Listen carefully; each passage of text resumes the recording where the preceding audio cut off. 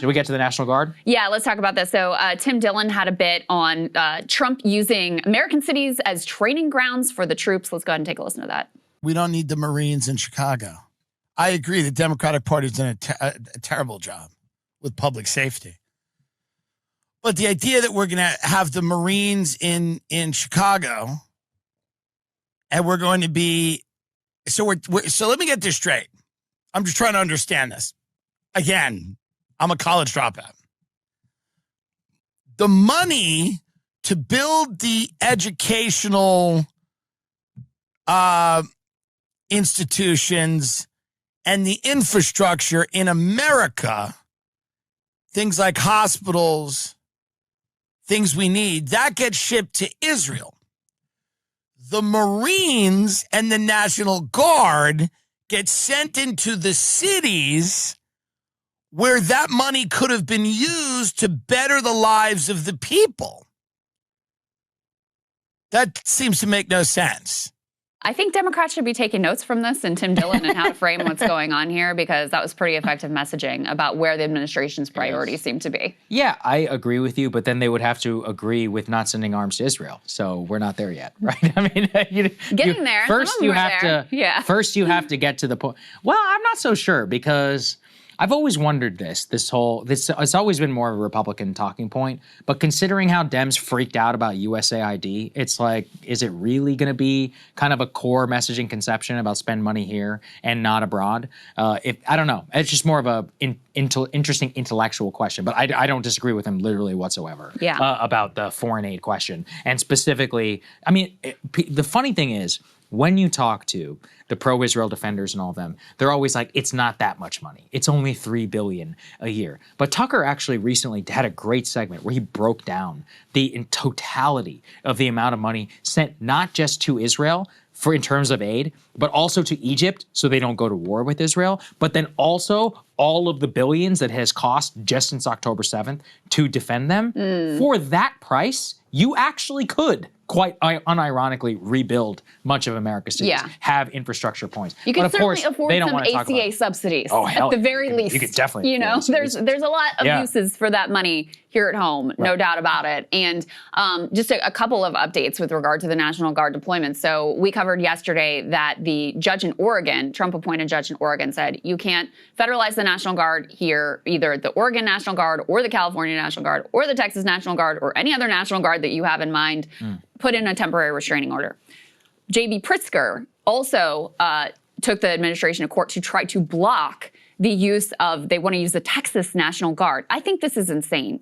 Calling in red state National Guard into a blue state against blue state citizens. I think this is an incredibly dangerous escalation. So in any case, J.B. Pritzker went to court to try to also get a temporary restraining order against that. That judge is now allowing that federalization of troops and deployment into Chicago to go forward. We also had Trump yesterday saying he would consider invoking the Insurrection Act, quote, if it was necessary, particularly if the courts or state and local officials delay his plans to deploy the National Guard. So just escalating the tension, trying to provoke some sort of a crisis, some sort of a confrontation. I mean, we're already seeing many of those play out. The apartment raid that happened, some of the residents of that building are still missing. You also have a number of people who have been picked up by ICE. I'm talking thousands of people who have just vanished. Their family members have no idea where they are. Lawyers haven't been able to get in touch, et cetera. But they're ratcheting up the pressure, and sending in red state National Guard to blue cities seems to me like an absolutely insane move. It says here that the deployment would be some 200 Guard troops from Texas, which would be for the same justification about federal property, right? So this is where it's to crush crime, which is here in DC, is for crime. Yeah. Not the protection of federal property. But then in Chicago, the messaging is about crime, but it's actually to protect ICE, or it's for deportation. Yeah. It's like, what are we doing here? I don't know. I mean, I think the entire thing is totally crazy. In terms of the Insurrection Act, as you said, was invoking the Insurrection Act, which has not yet been invoked, and that was part of the original thing that they were doing. Part of the justification, the invocation here is around protecting federal property, right? Which is the allowing to do some, what, you're gonna have to correct me here because I'm still very confused on the convoluted nature. They're allowed to protect and assist law enforcement, but cannot carry out law enforcement action, period. Correct. Whenever they are deployed under this authority. Well, you're not wrong to be confused because the line is very hard to draw. So like, for example, if they're involved in crowd control, is that civilian law enforcement? If they're backing up ICE, I would say that does constitute civilian law enforcement. So the line is blurry. And of course, the Trump administration pushes it as far as they can. DC is a bit of a special case because of the different, laws here, et cetera. But if we see what they were doing in California, there were certainly instances where, it appeared that they were doing domestic law enforcement actions, which should be illegal under posse comitatus. But, putting all of that aside, what we're seeing in Chicago and Portland are the main focus right now is this just mass show of force. And, I'm about to cover this shooting by a Customs and Border Patrol agent. It was already clear that they lied about key details. Some of the details are still murky, but already clear that they lied about it. But this agent shot this woman and, and appears to have done it, said, do something, bitch, and then shoots her. So these are things that are already happening, and that's before we bring in the National Guard. Again, you think that they believe this is politically popular for them. I think that they are intentionally trying to provoke a crisis, they want to get to the Insurrection Act. And their MO has been from the beginning of this administration that they use either real or imagined or generated crises to try to consolidate more and more power. And so when I zoom out from just these individual deployments or what they're alleged to be intending to do with them, and you see you see the law firms, you see the universities, you see the kidnapping of students, you see the crushing of dissent, you see the consolidation of media power, you see you see the strikes on the Venezuela boats, you see the declaration of war against drug traffickers, and you put it all together. That's where I think this is a piece of the broader puzzle versus, we shouldn't look at it in isolation. It's just I don't blame you for thinking that. I think the only reason I come from it this way is because I now know how stupid many of the people who are involved in this are. You would not try to take a fascist takeover a city with 200 troops from Texas. Instead, you would do a LARP of saying, look at these awesome Texas troops, and you would produce ICE pornography for boomers on your Osmo cameras, which are apparently following them around, right? Now, listen, you can say one is really bad, which I think a lot of it is bad, but that's not the same thing as martial law in a city, okay? Yeah. And so this is kind of what I'm trying to get at here, is at the end of the day, you can say what is happening is extraordinary, et cetera, but contextualize to say, we're talking about 200 troops from the Texas National Guard, all of whom are going to surround an ICE building and do basically nothing. I mean, that's I think it's an important distinction. I'm not saying it's not crazy, but it's not a martial law declaration takeover of Chicago with Humvees in the streets. Right. Yes, and I think it's important to point that out, and also to say, when we're talking about free speech and the crushing of speech, it's not that we're being critical of the Trump administration on the show right now. It's not that they have perfect and complete absolute power. It's that they want people to have to think twice. They want to make an example of a few people. They want to chill the ability to speak freely. And there's some evidence that this has been successful. I mean, with regard to the protests, there's a whole cottage industry of Democrats in particular love to point out there's so many fewer pro-Palestine protests now. And there's a variety of reasons for that. But one of them, there are protests still going on, but I think it's fair to say not as widespread as they were at one point during the Biden administration. There are a variety of reasons for that, but one of them is because people are afraid. People are afraid of being targeted for pro-Palestinian activism. I've actually always found that such a stupid talking point. Yeah, nobody on the right gives a shit what a Palestinian protester has to say. Yeah, well, if anything, it's good for them. Definitely true. They can point at some pink-haired weirdo and be like, look, this is our opposition. That's good for Israel, right? The reason they protested under Biden was because they're part of the political coalition. Because they thought they might actually be able to put pressure on Biden. And then there's also just a level of fatigue where it's October 7th now. We're 2 years into, this genocide. So all of that. But I do think part of it, too, you have to take into account that, they watched Ramisa Ozturk get kidnapped off the street. They saw Mahmoud Khalil be held in detention center and not be able to be present for the birth of his child. And they've seen, students be expelled from universities after being pressured from the Trump administration to do all of that. So it is important as we see these escalations that, you're right. It's not the caricature of like, oh, they roll in the Humvees and they just take over Chicago. But there is a show of force here that is meant to be coercive. And that is what the ICE part is partly a show of force. It's partly about, obviously, like rounding up random immigrants.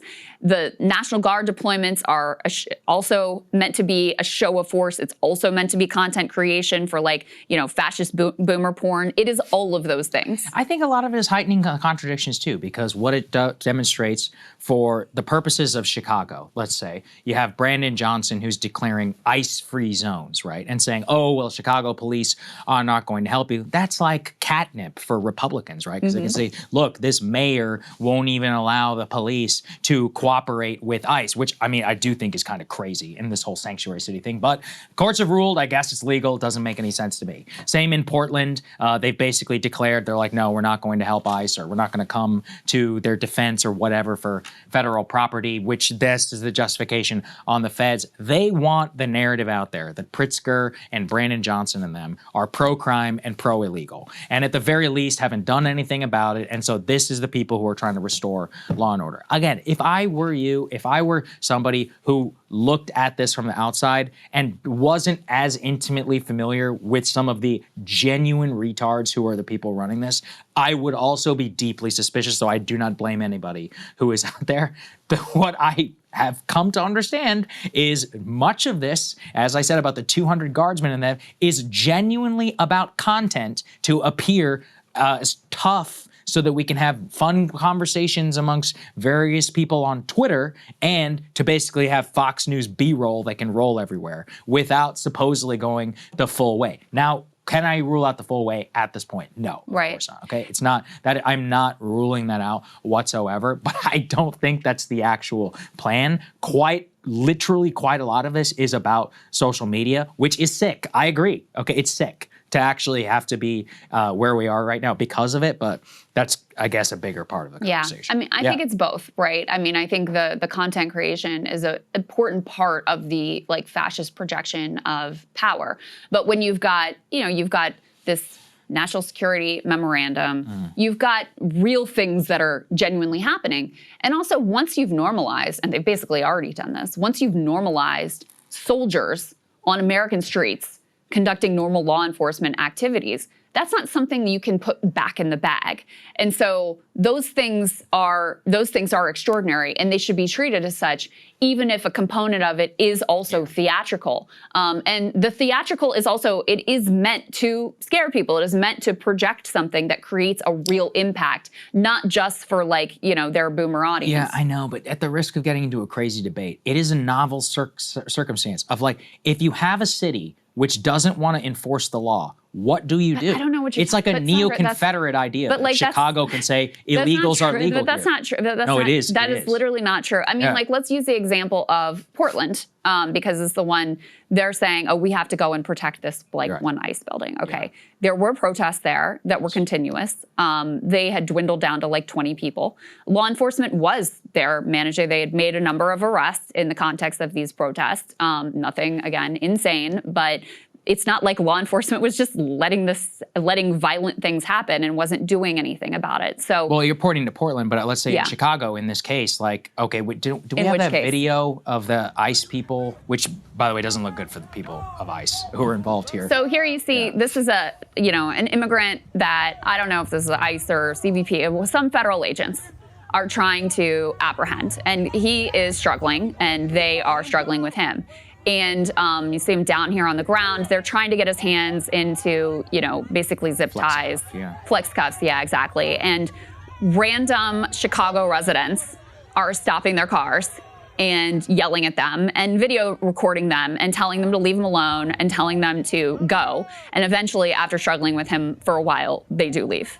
Okay, so on one level, the American in a lot of us is don't tread on me. Yeah, right? We don't. Absolutely. On the other, Do we really want mass mobs of citizens to determine who is allowed to have law enforcement on the street or not? And this kind of gets to my Chicago police. So if the Chicago police say, we're not going to assist in a federal law enforcement operation, that is genuinely like a neo-Confederate idea where illegals are illegal here. No, we have the supremacy clause of the US Constitution. The law of the land is supreme across all states. Like, I remember during Los Angeles, they're like, ICE needs to get out of LA. You don't determine that. America determines that. Like, it's a weird Americans thing. are determining it right there. There are a few people. So, okay, those people on the street get to have more supremacy than the United States Constitution, military, and ICE. But no, you have to consider the context here, which is that ICE is routinely violating people's rights, right? Assaulting them, apprehending them with no warrants, flying in Black Hawk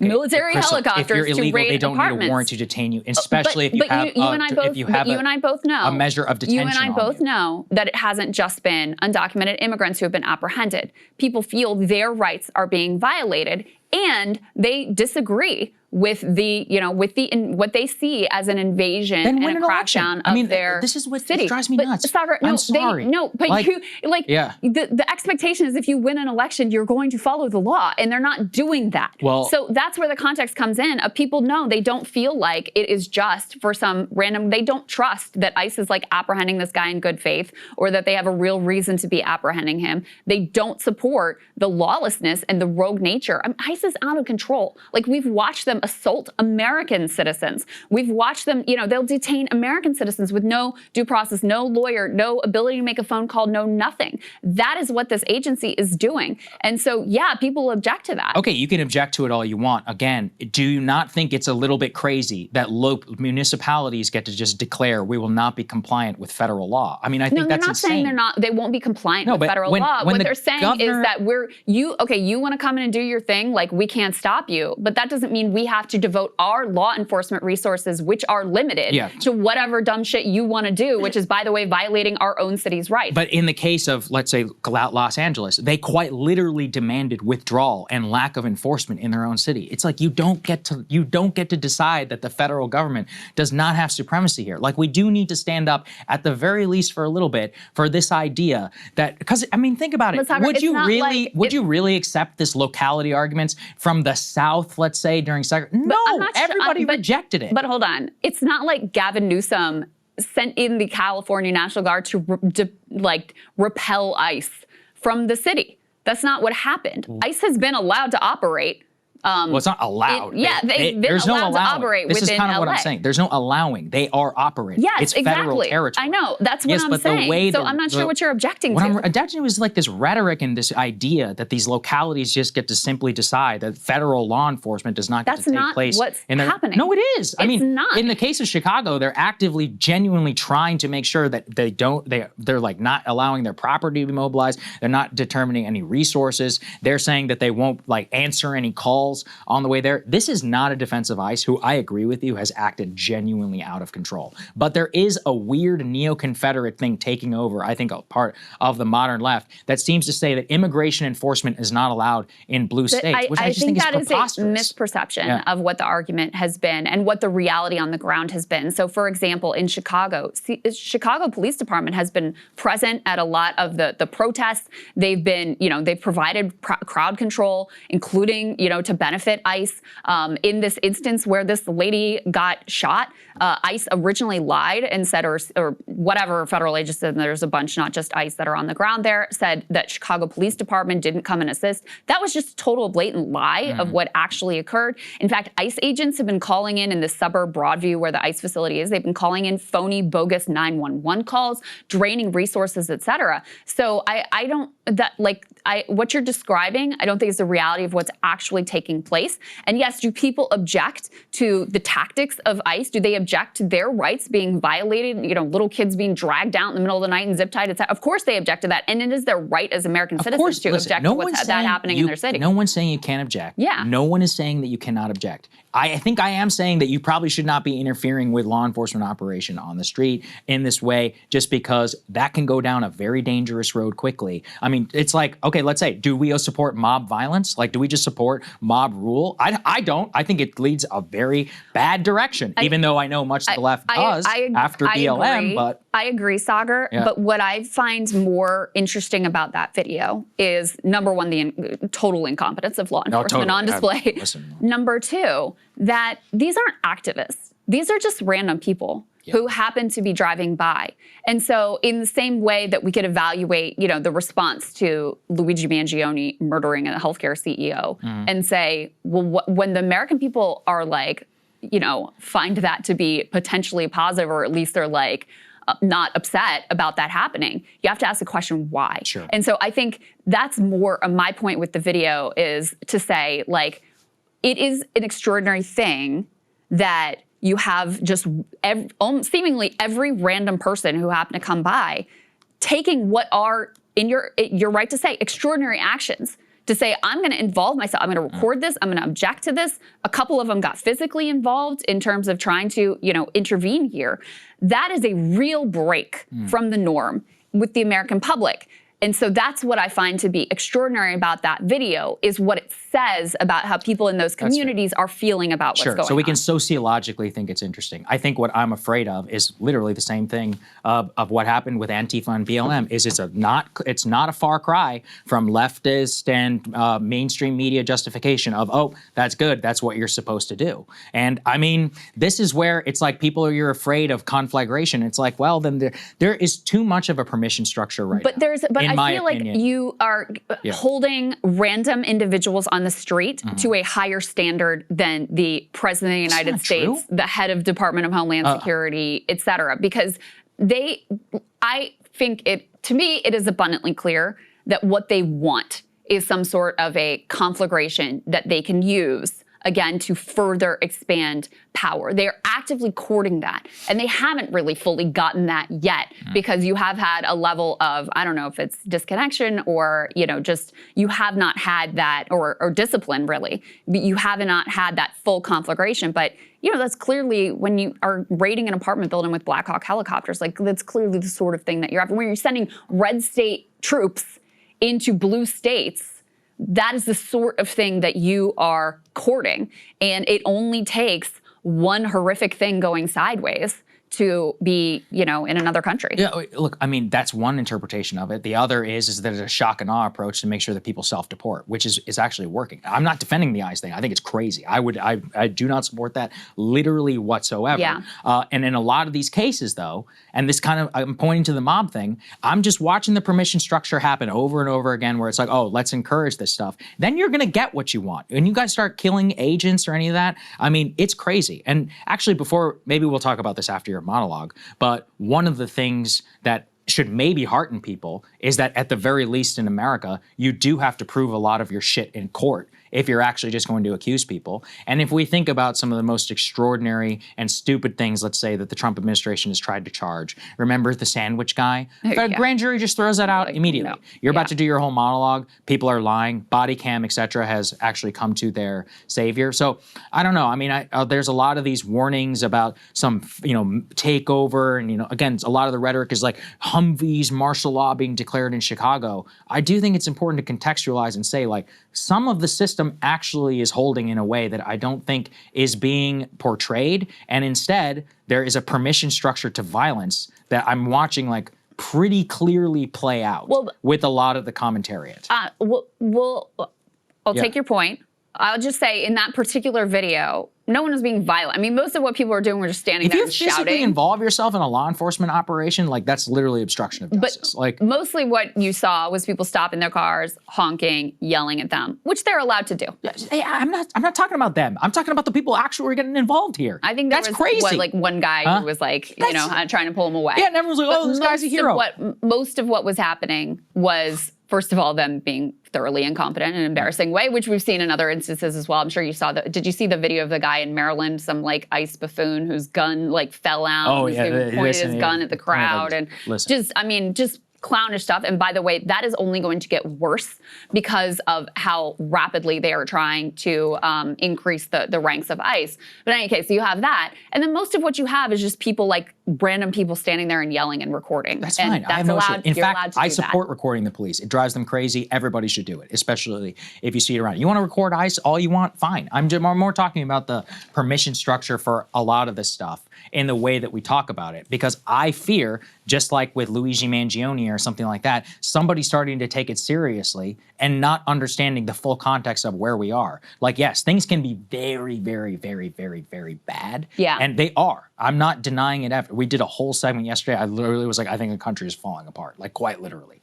And at the same time, you know, you can have a body cam, you can have a federal agent accuse somebody shooting someone, apparently unjustly, as you're about to do your monologue on. Yeah. And that can be disproven in a court in a day and you can walk free. Now, that person's life was unjustly interfered with by the federal government and she should sue, in my opinion. And that's my thing, is we still have some faith in our institutions. I don't want people to be so black-pilled that they think that violence and all of that genuinely is the answer. Yeah. Because that seems to be where things are trending right now. I hope that you're wrong, but I agree. I share your concern. And the last thing I would say is, you know, one of the fears is that you have some parts of the system that do still seem to function and work, right? And the court system at the lower level, especially being one of them. Yeah. And especially when it comes to, you know, adjudicating like business disputes and those sorts of things, like that continues to function. And at the same time, you have the executive, which enabled by the Supreme Court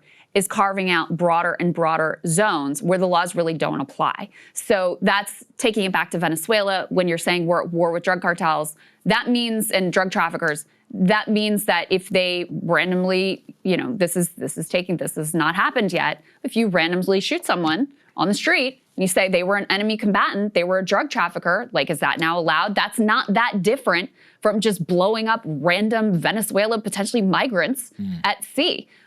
So they continue to expand and carve out more and more zones where the laws really don't apply. And ICE has been one of the primary focal points of that because they can justifiably say we ran on a mandate of mass deportation and this is what the American people want. But then when you're sweeping up American citizens and denying them due process rights, when you're assaulting American citizens. I know you and I both watched the business owner who had his ribs broken. We watched a woman, whose husband was being deported, thrown to the ground and had to be hospitalized. Photojournalists who are just trying to record what's happening, being thrown to the ground and having head trauma, and this all happening with zero accountability. That's where it gets very concerning because that zone of lawlessness that the president has claimed continues to expand and expand and expand. So does that mean that everything is like totalitarian and we can't say, we can't criticize and we can't walk outside without being snatched up, blah, blah, blah? No, of course.